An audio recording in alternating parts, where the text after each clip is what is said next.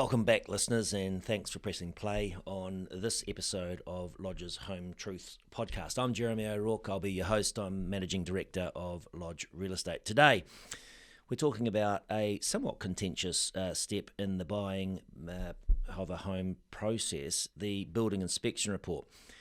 There are those of us in the industry who are well versed in the process of getting a pre-purchase inspection and why we should be getting them, but there are a lot of people out there who don't quite believe in them or don't think they're entirely necessary, and we're here today to set the record straight on that. I'm joined by two experts in both the building and the real estate industries.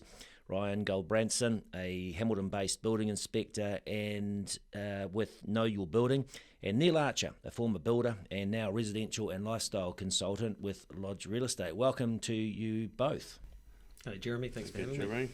Thanks for joining me here today. As always, before we get started, we're going to do the two truths and a lie segment. I know you both have prepared two truths or three statements, two of them being the truth and one of them being pure fiction. So maybe if we can kick off with you, Ryan, first. What are the three statements that you've got? And at the end of the show, we'll uncover which one is, in fact, a lie. Yeah, well, my first statement is your bank may stipulate that you have to get a building inspection report.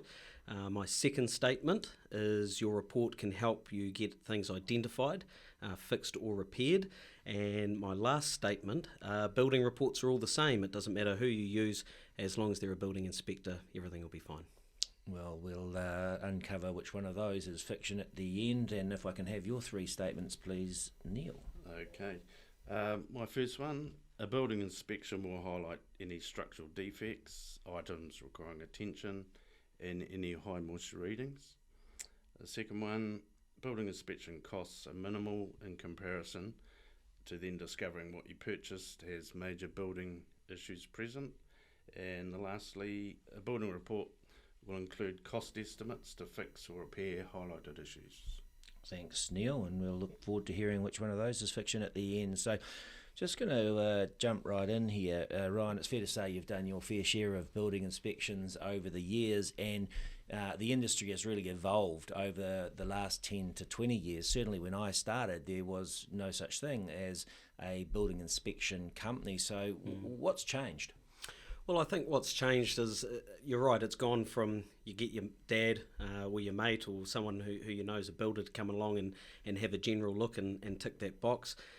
Certain events that have happened over the last, 20 years have led to banks ensuring that their lending is protected.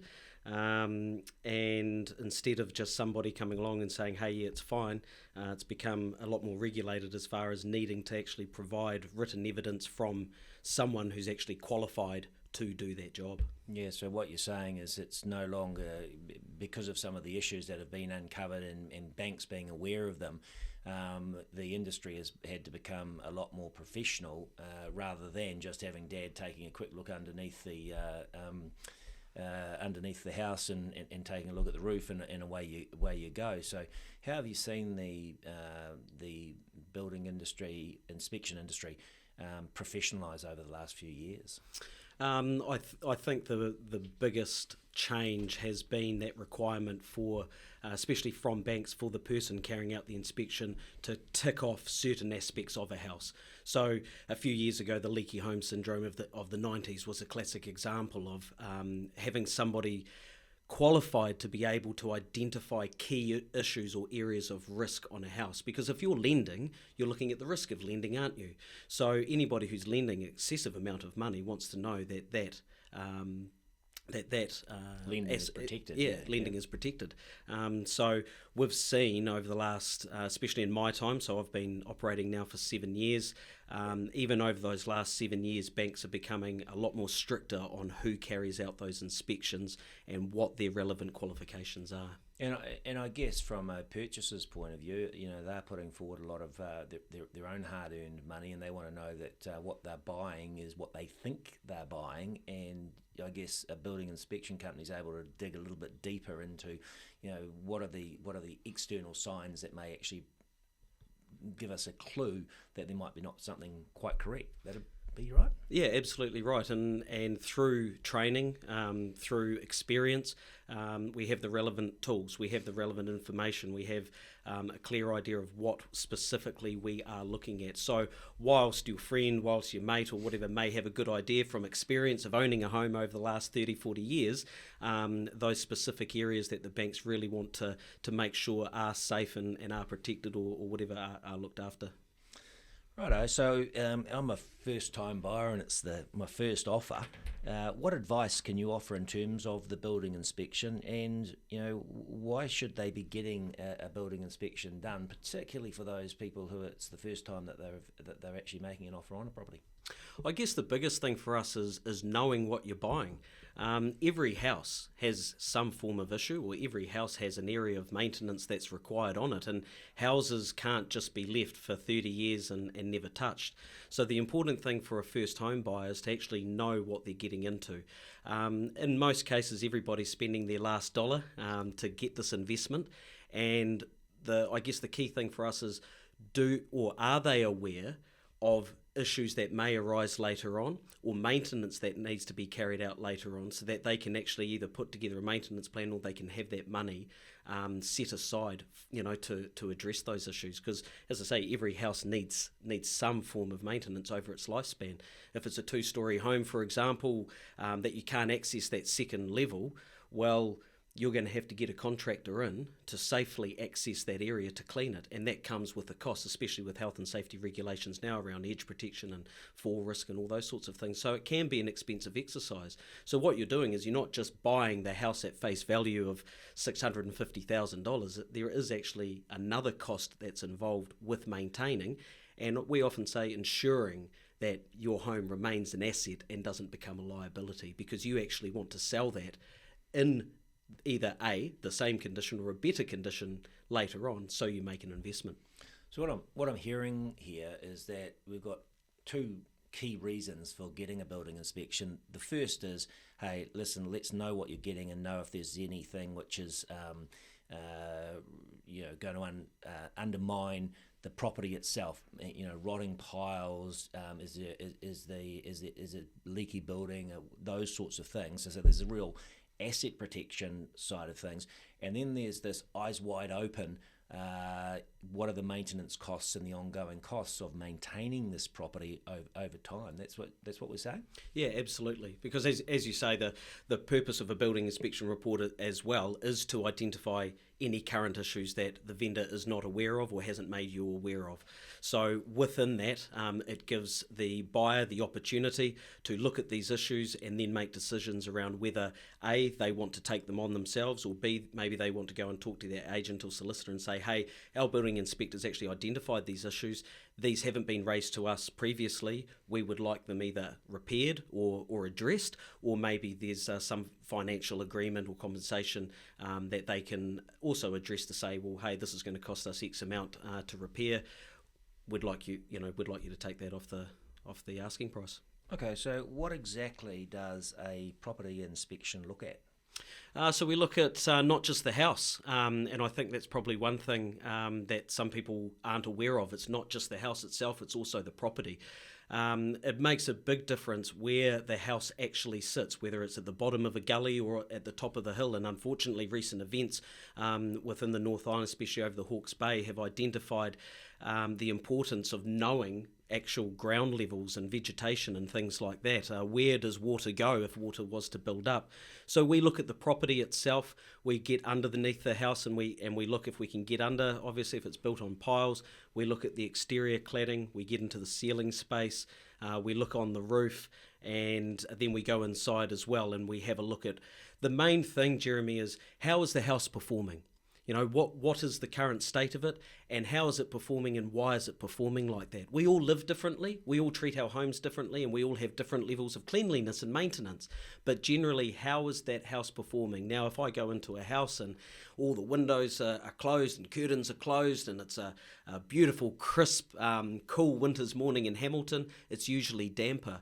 Well, if that house isn't getting any airflow, if curtains are never open, it will be a damp house. Doesn't mean that it's leaking. Doesn't mean that there's necessarily major issues outside, it's just the way that it's being lived in.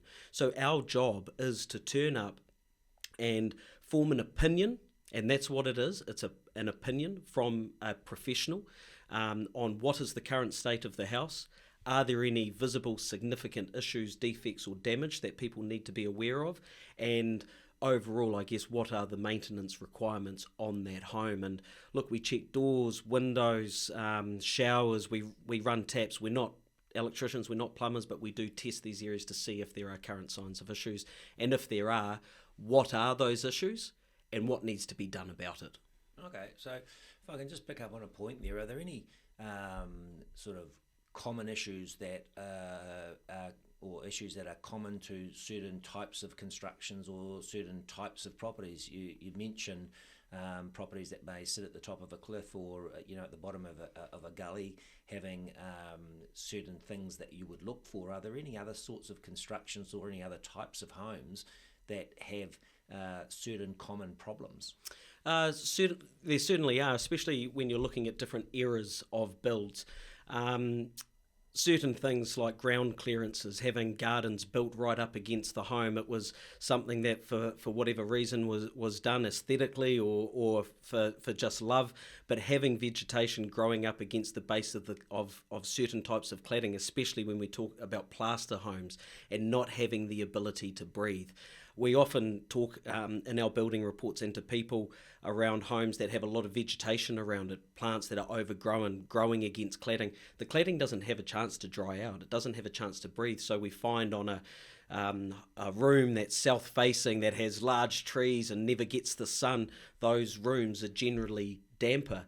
And again, our job is to go in there and determine that. Why is it damp? Is it these contributing factors? Or is it the fact that there actually is an issue going on with maybe the roof or cladding? But it's all those certain things. So I guess it is hard to sum up common issues. But I mean, what we're looking at is older weatherboard homes. Have they been regularly painted? Have they been tidied up where maybe some rot has occurred? It's okay to put some bog in there and paint over it. It just means that it needs to be done more regularly. And plaster homes, cracking does occur. Plaster's a solid product. It's not designed to flex. It's not designed to move. And when it does, when we have earthquakes, when we have natural events, when we have settling, when we have large developments that are happening all over Hamilton at the moment, ground movement will occur. So when these issues start to arise, that's when it's really important to get that maintenance happening. So what I'm hearing is it's a reasonably comprehensive report that you're putting together based on a whole lot of knowledge and facts. But are there any other services that people can add to a building inspection other than just the straight, hey, listen, can you look at this building inspection yourself, or is it all-encompassing? It's not all-encompassing. There are different services that building inspection companies will offer. So one thing that probably isn't as prevalent now but still is a factor is methamphetamine testing. There was a huge hype over that. We're talking 5-6 years ago. But I think our cooks and our manufacturers have become a little bit more smart and realise now that houses are going to be tested. So it's certainly not as prevalent, but it is a service that other companies will provide. Moisture testing for most companies is a standard practice, but in some cases it is an additional service that people may want to add, and I would advise adding that. Moisture testing, the devices that most of us use are very good, and 99% of the time are very accurate if they're used in the right way. Asbestos is something that's come up, and Neil will know this, it's come up more lately, with again banks and solicitors just being a little bit more careful, I guess, around things, but it's something that's not easily able to be tested. Products pre-1990s, fibre cement products pre-1990s, often may have traces of asbestos in it. But I guess what people get a little bit concerned about is the presence rather than the effect. And what I mean by that is asbestos is the potential risk of asbestos is a respiratory issue. So it's breathing it in. So if the product is solid and in a good solid state and painted well and well looked after, then it actually poses no threat. It might be I wouldn't say issue, but it might become something that you need to look at if you're looking at replacing the garage in a few years and the whole thing's clad in fibre cement. But unless you're doing major renovations, 90% of the time it isn't an issue. The hard thing for building inspectors is, and even real estate agents, it's not something that we can just look at and go, that's asbestos. And it's the same with our plaster ceilings inside homes. You can walk in and think, possibly, but it's not something that we can actually just go, that's got asbestos in it. So the only way to do or to know is through testing. And that's usually done through an accredited person or perhaps through an accredited laboratory. So for example, I'm not a trained qualified asbestos tester, but I do know how to do it safely, and I put that through an accredited lab. So those are few of the services that are on offer. I mentioned moisture testing. Thermal imaging is also something that gets brought up every now and then. Ourselves, we don't do it. The one thing that I just always say to people is, if you are using somebody who does thermal imaging, make sure they know how to use that machine well or properly, because nothing's foolproof. Nothing can actually let us see, directly behind that cladding. It is interpretation, and again, it comes down to an opinion. So those are a few of the services that really are on offer, as well as a building inspection. So, what doesn't a building inspection cover? What are some of the things that people may expect, or in your experience, people may expect that they've covered, and that it's outside the scope of what a building inspection does cover? Yeah, a few things, Jeremy. So often we'll identify an issue, and the first question is how much to replace that or how much to fix it. Whilst I myself am a qualified builder, I haven't swung a hammer professionally in maybe 10 years. And so that's 10 years that I've been out of the game and not knowing the increase of prices or anything like that.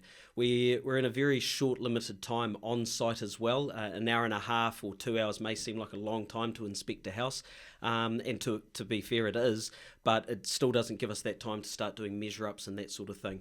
I hope I don't get myself in trouble by saying this, but sometimes you can throw a figure out there, but it's very hard because some people take it literally and they just can't. So one thing that we don't do is provide costs estimates or a real focus of repair. So a building report won't actually detail for you step by step how to fix the problem.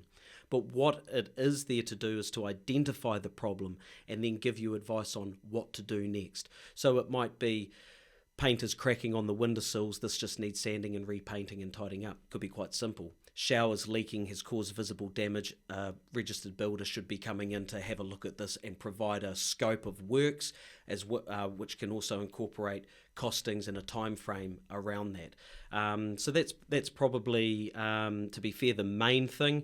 Other things, I guess, a little bit relate to that.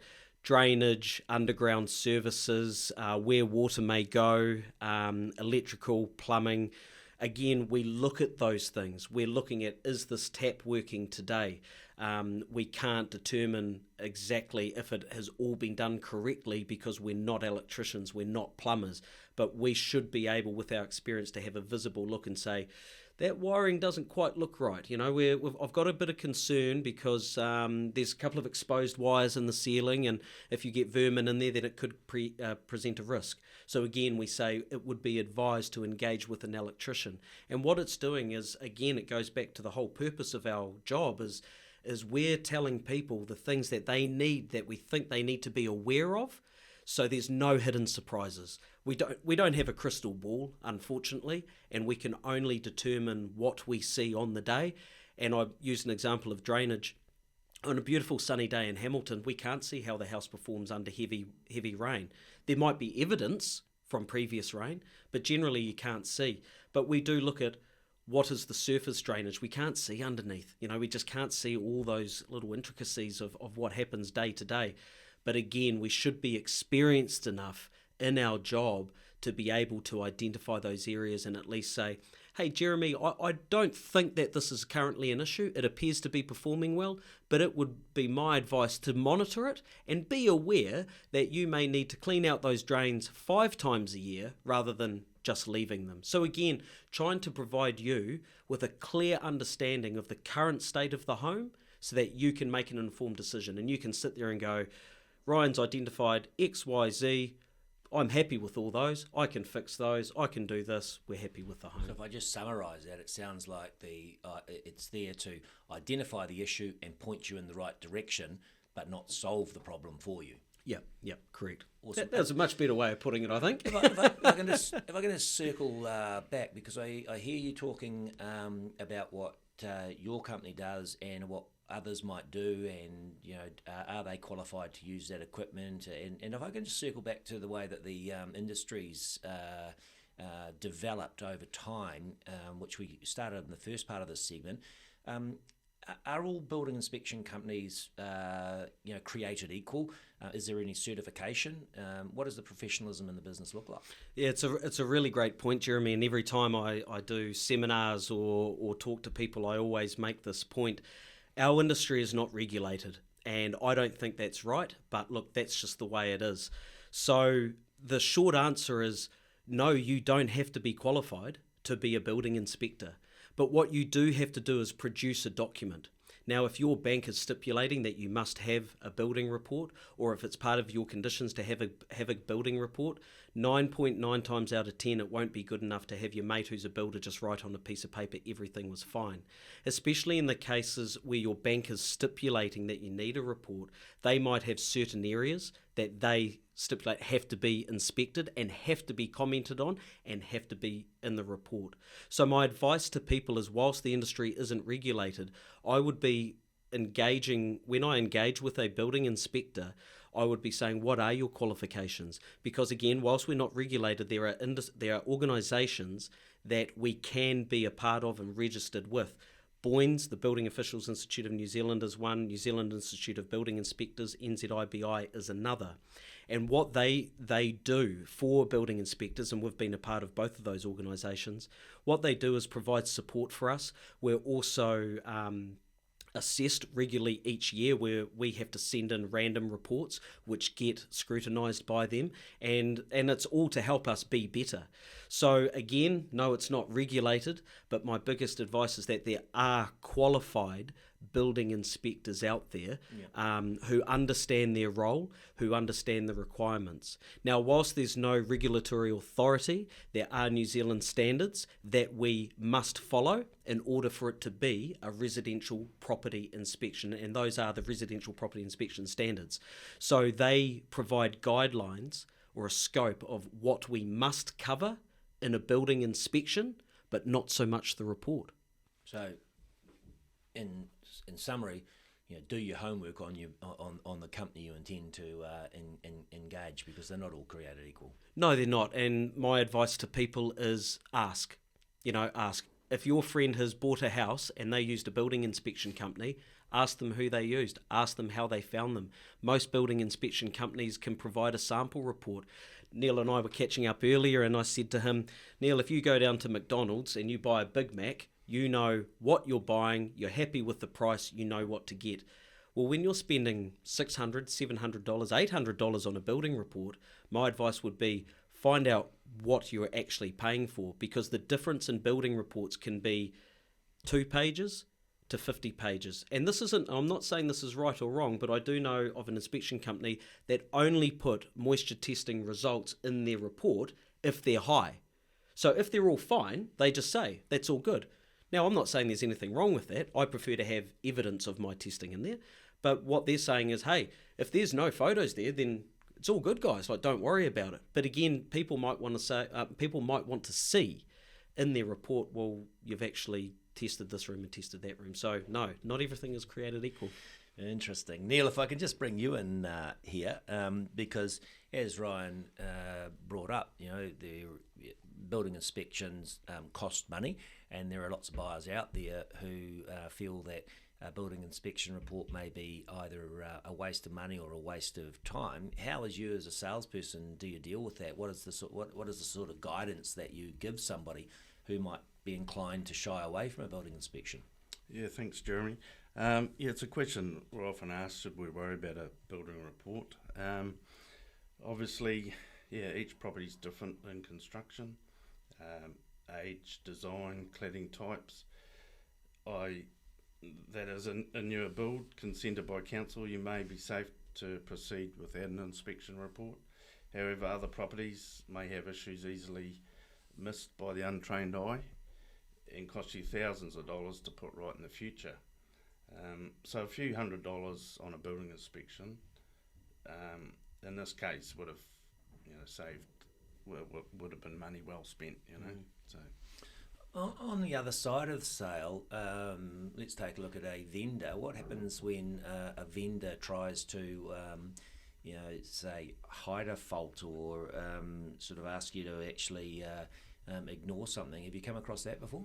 No, thankfully, no, I haven't. But if a vendor knowingly is hiding an issue, not being upfront and disclosing that issue or defect, I'd have to take the line of not being able to take that listing on, or be interested in taking it on, and I'd have to suggest they found another company. So. Yeah, and I think it's also one of the things that I've seen salespeople do when a vendor has tried to actually mask something up or hide it, is actually highlight to them that it's likely that the buyer is going to get a building inspection. It's likely the building inspector is actually going to uncover that, and when they uncover it, all of a sudden it can crumble the sale, and we're better to actually take care of it up front and either get it fixed or disclose it so that the vendor can factor that into their offer and it's not a surprise to them when a building inspector comes up. Yeah, I just want to jump in there, Jeremy, because I think that is a key part, is that if it's already been disclosed and I come along and identify it, well, it doesn't actually matter no because it's been disclosed. It's what we're finding are the things that either haven't been disclosed or the things that people aren't aware of. And look, genuinely, most people are pretty good. And when we do find issues on the home, they're surprised, and most people want to get it fixed. And Neil and I spoke earlier, everything can be fixed. So yeah, the more they actually know, as they're listening and disclosed, the better. The better. I guess people are wanting to, end up with what they think they're actually buying. So from a vendor disclosure point of view, if they can disclose those things, there's no surprises, or they can get them fixed. So if we just take a look at that, should a vendor be getting a building inspection report prior to listing their property, and should they provide that to a purchaser, or what does that actually look like? Yeah, thanks, Jeremy. There's no responsibility on behalf of the vendor to provide a building report. However, it's beneficial to confirm to intending purchasers there are no issues present. But in that, we would still recommend to any purchaser they obtain their own independent advice. Yeah, so if there are if the vendor does have concerns about the property, then they may want to actually uncover them themselves so that they're not surprised by a purchaser's inspection, and they may want to get things fixed. But Exactly. if they're quite satisfied in their own property, they've maintained it well over time, they don't expect that a building inspection will uncover anything, then it may just well be left to the purchasers to undertake their own. Yep, exactly. Totally get that. Yep. I'm also curious to know from the both of you, do you have any horror stories for us that you've come across? I mean, you're both vastly experienced. There must have been the odd incident over time where you've gone, oh, I didn't expect that, and things are going awry. Yeah. Certainly a couple of those. What have you got? On that one. Yeah, what do you got? First, Neil? Yeah, well, personally, I haven't had any experience in that respect, but I have had cases where ultimately it's helped in resolving issues that have come about for purchasers, either by way of getting a vendor to agree to repair those issues, or even getting a price adjustment afterwards. So, Yeah, I've been in a few situations. I mean, like you, we're going into people's homes, so sometimes you expect to see things. We have a bit of a rule in our company where the camera's always on, so we always go in with the assumption that there are cameras everywhere, and more than likely these days there are.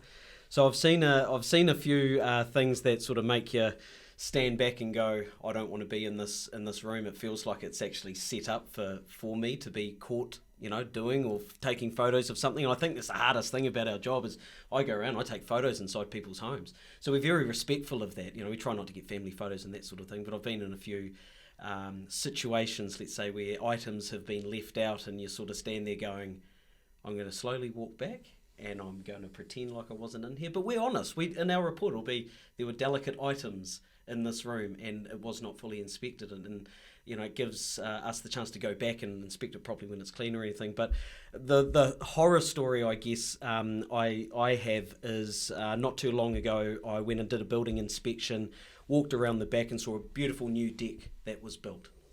Everything looked good, looked like it was very well constructed.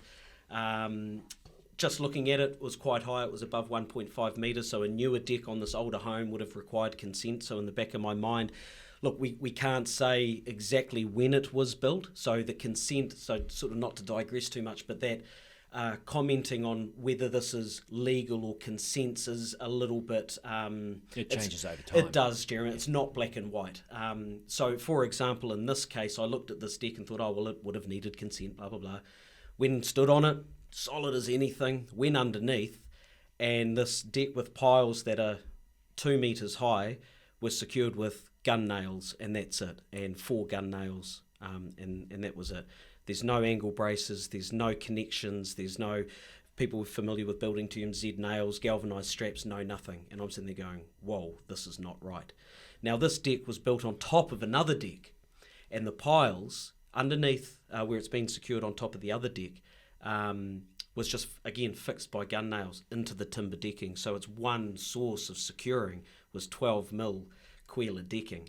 And I'm standing back going, this is not right. So first of all, I'm going, there's no way this can have consent. But then I'm thinking, what if it does? What if someone from council has signed this off and it's not right? So I've found issues.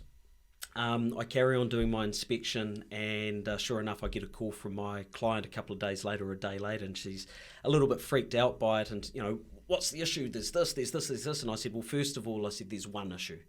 I said, does the deck have consent? And she said, what does that mean? I said, if it has consent, I said, someone from the council is going for an absolute skate here. I said, because it's not built to code. I said, it's not built to the basics of the code. I said, but it's still, in good nick, blah, blah, blah. And she said, okay, well, what if it doesn't have consent? And I said, well, the problem if it doesn't have consent is it needed it. I said, so what you've got is an illegal deck, and as soon as you sign on the dotted line, this is your problem. It's not his anymore or theirs. I said, it's your problem, so I have to make you aware of this. So one other thing was that underneath the deck, the timber that they had used was all rough sawn timber. Now, in my opinion, it was all to size, all looked fine, but I would have thought that it would need to be stress graded timber to carry that load and be safe and everything. So I guess long story short, what had happened was the client came back to me and said, what do I need to do? And I said, well, find out again if it's been consented or not, and then you can make a decision. A week and a half later, there was a sold sticker up on that house. Now, what happened? I'd love to know what transpired there, but I would assume that a agreement has been made, because my client was able to raise that with the owner and say, hey, there's an issue here. The owner has been made aware of it, and I'd say have been caught out to a point. And again, a decision has been made. And so what Neil said before was exactly right. Look, a building inspection, Jeremy, I find hard because it's a negative process. I'm not there to look at how good the house is. I'm actually there to look at all the issues. So it's a very negative process, but it doesn't mean that a deal will just fall over. It doesn't mean that it has to fall over. What it means is that we've identified issues that people can then go back and have a honest conversation with and maybe negotiate. And from the face of it, those two parties got what they wanted. My client got the house that they really wanted to buy, and the vendor has sold it and they wanted to sell. Whether, what happened in between doesn't matter. The deal advanced. That's right. Yeah. Good story. Let me recast this for you then, Neil, because you were a builder for 30, 40 years before you got into real estate. So have there ever been a situation where you've gone through a house, thought this house is mint, and the building inspection, but it's still required a building inspection, and the building inspection has actually uncovered something that even you yourself missed or were surprised by? Yeah, definitely. I think, mainly it comes to moisture readings, which obviously not visible. It's well worth getting the inspection done and getting those moisture checks, particularly in bathroom areas, around windows and what have you. So that's probably the only thing. Generally, we've got a pretty good idea of how things are going to perform. But what it's really doing for me, like listening to these stories, it's just cementing in my own mind the absolute need for a building inspection when there are things that you yourself can't see, given your vast experience. And when Ryan comes in and takes a different look at it through a different lens, through a different process, it really can uncover things that people need to be aware of, and things that vendors themselves may simply be ignorant to. Definitely, yeah. I often use the phrase, "We're the head, you're the heart." You know, when you've found your dream home, and you might have been looking for months, years maybe, and you've found your dream home, and how many times do you walk through and go, I won't worry about that, I don't care. Well, we've got no invested interest. To me, it doesn't worry me whether my client gets the home or not. I hope that they do, because I know how hard it is to find a home and find your dream home, so I hope they do. But, you know, in the other side, again, it's just trying to make them aware of what they're buying so they can make that informed decision. But as I say, we go in there with no ties to the home. We've got no financial, no personal, no interest in it whatsoever. We're just there as an independent party. And I'll tell all of our listeners, when I bought my first home, which was only 5 years ago now, I had my father-in-law look at it for me. He found 3 things. This probably doesn't sound very good for me, but he found 3 things that I didn't look at. Yeah. But I didn't actually look at them because I didn't care. Because you were looking with your heart, right? Yep, and I didn't care because I didn't even see the home. And I went home I'd just been told about this house, and I walked into my house and I said to my wife after the day's work, I said, "Honey, I've just found our first home." And she said, "Where is it?" And I said, "I'm not exactly sure." She said, "What?" I said, "I'm not quite sure." And she said, "Well, what's it constructed out of?" I said, I don't know, brick, I think. And she said, "Have you seen this house?" I said, "No, I haven't. But I know from what this guy's told me, this is our opportunity." Now, it was a bit of a do-up. We needed to do work, but I'm a builder, and I was more than happy to spend my weekends doing that. So, but again, my father-in-law comes up to me, "Oh, did you notice there was that bit of rot on the window?" I was like, "No," because I didn't care. I didn't care because I'd already fallen in love with it. It just it highlights a point that's quite common across these podcasts that we've been doing, is that good information begets good decisions. So make sure you get out there and find that knowledge and find that information. Well, I'm just going to lead into our closing now. It's all really we've got time for, but before I do so, I want to circle back to our regular feature. 2 truths and a lie. So starting with you, Ryan, you had 3 statements there at the start.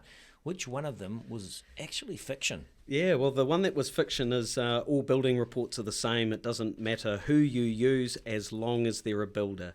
There is a statement in our New Zealand standards that says, whilst all these areas must be inspected, it is up to the inspector as to which ones are reported on. So that means that if I walk through a house and it is absolutely perfect apart from some paint cracking on a windowsill that maybe I just want to make people informed of, that's all my report actually has to say. As long as it's done by a professional like me, it can include what I deem necessary, which can, in my opinion, create potential cause of alarm for some people where they go, well, did he do it? Did he inspect all these rooms? And the thing that I like about our reports in particular, and a lot of other building reports out there, don't get me wrong, is that photographs are evidence, isn't it? It's evidence to show that you've actually been there. So again, just very quickly, ask for a sample report. If you're engaging with a building inspector, say, hey, can I see a sample report so you've got a bit of an idea about what you're getting? Nice, I like that.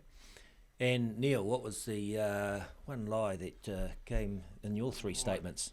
Well, the one I had, Ryan covered this off.